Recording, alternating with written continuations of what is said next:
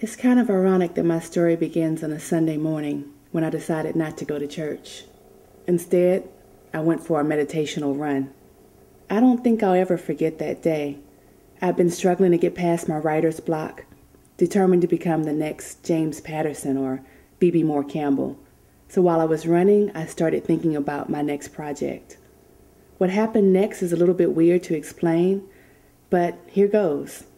While running, I heard or maybe sensed God telling me that I should put fiction writing to the side and write a book to inspire others. But I don't even like most self-help books, was my response. But he said, get up at 5 a.m. and I'll tell you what to write.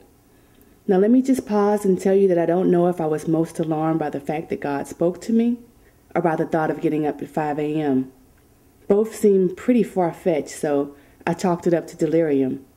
Didn't think much about it until about a month or so later when it happened.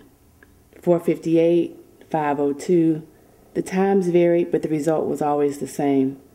I woke up for no apparent reason around 5 a.m. Finally, after several days of frustration, I began to journal. I actually didn't think I was writing a book. I was just asking God the most pressing questions on my heart. Why bother praying if God already has a plan? How do I find my purpose, or better yet, what if I know my purpose but still can't seem to break out of my meantime job to pursue it? How can I handle the pain of losing a loved one or the emptiness of not finding true love? What about the feeling that there's something more?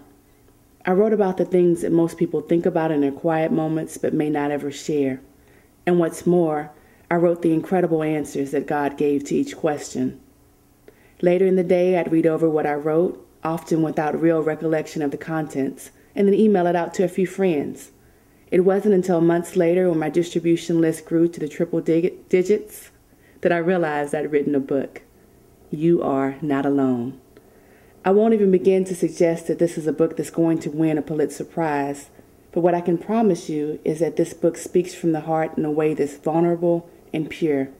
And I can also promise that the insight, that is, the answers in this book, couldn't have come from me without the help of a higher power.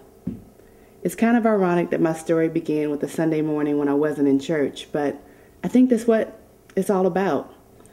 My writing is about knowing that God exists outside the four walls of church, knowing that messengers aren't always in the pulpit and that God can speak through anyone.